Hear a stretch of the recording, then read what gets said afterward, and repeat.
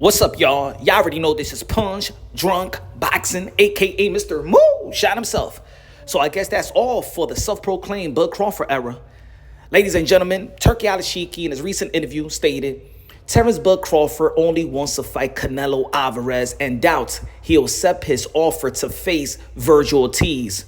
I don't think Crawford would fight anyone except Canelo Alvarez. I've given all the money to Bud Crawford to sign this fighter, phenom, the strong, young, 154 Vergil Ortiz. But he doesn't want it, so fuck him.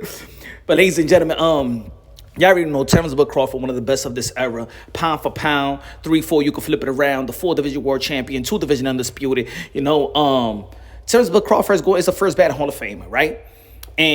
But the only thing is, when they compare him to Hall of Fame fighters already, right? They're already comparing Terence Bud Crawford to Floyd Mayweather. They're already comparing Terence Bud Crawford to Oscar de la Hoya. But let me tell you something about these other legends and even the current future Hall of Fame fighters. They gave the young, hungry lion an opportunity, right?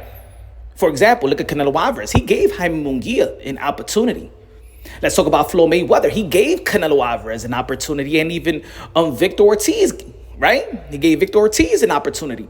Let's not forget that Manny Pacquiao gave Keith Tom Thurman an opportunity, even though that Keith Tom Thurman was the champion. But at the end of the day, it was an opportunity for Keith Thurman, and he valued that opportunity to face a living legend like a Manny Pacquiao. Oscar de la Hoya gave opportunities as well and gotten opportunities. But Bud Crawford doesn't seem like he wants to give an opportunity to one of those young, hungry, up-and-coming, potential future star and future Hall of Famers like Jerome Bruce Ennis and like Vergil Ortiz, which has been in position to face Bud Crawford ever since the 147-pound division, when he was actually in place in mandatory position before the politics of the sport of boxing really put him out of there and then elevated Sean Porter.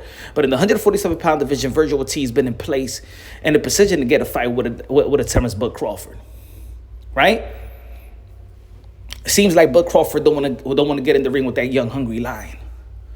And let me say it like this: Bud Crawford has all the skills, has all the trades. He is pound for pound for a reason. Terence Bud Crawford didn't seem like he had that killer instinct in his last fight. For me, that's what I was watching. I felt like he had a long layoff after his beautiful victory versus Earl the Truth Spence, in which he beat Earl Spence from pillar to post. He turned the big fish into tuna fish and made him into a tuna fish can in your local supermarket.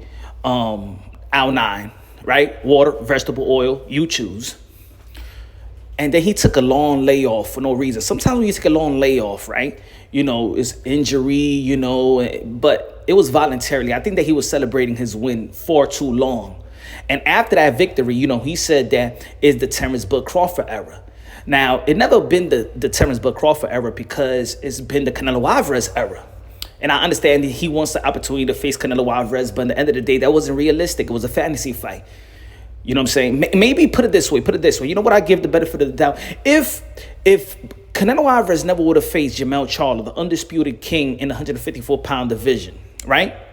If he would have never faced him, then we would still have that type of illusion that what about if Bud Crawford moves up 3 division up? Even though that it was too much, right?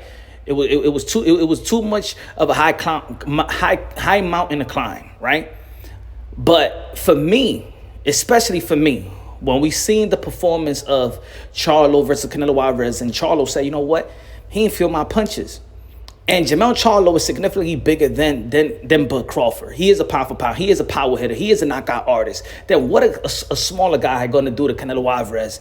And it's because it's not only the Canelo Alvarez skills and experience and IQ, but it's also his chin. He got one of the best chins in the history of the sport of boxing, probably arguably the best chin in the history of the sport of boxing. He got hit by Triple G, got hit by Kovalev, got hit by Jaime Munguia, got hit by power punchers. You know what I'm saying? And it didn't even flinch. So what do you think Bud Crawford was going to do if Jermell Charlo, the Iron Man, couldn't even hurt Canelo Alvarez, in which he stated that, he did not feel my punches. So Why don't Bud Crawford do what these other legends and future legends, or future Hall of Famers, so to say? Why don't you give that young, hungry lion an opportunity? Why don't you give that young, hungry lion an opportunity?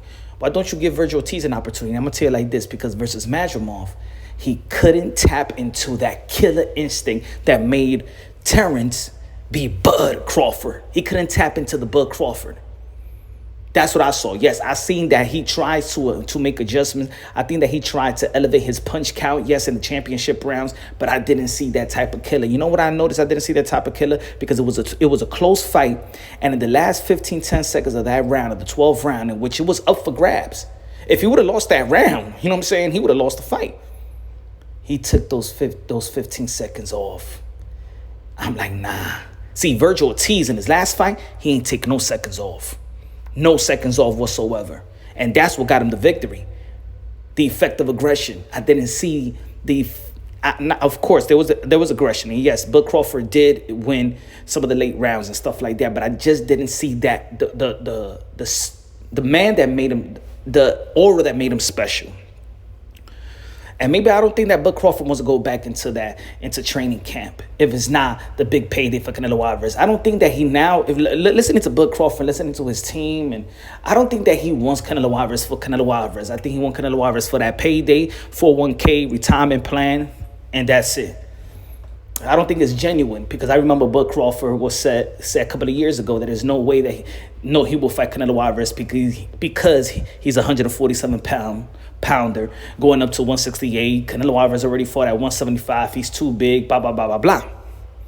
So I think this is a payday, in which a lot of people do want from Canelo Alvarez, right?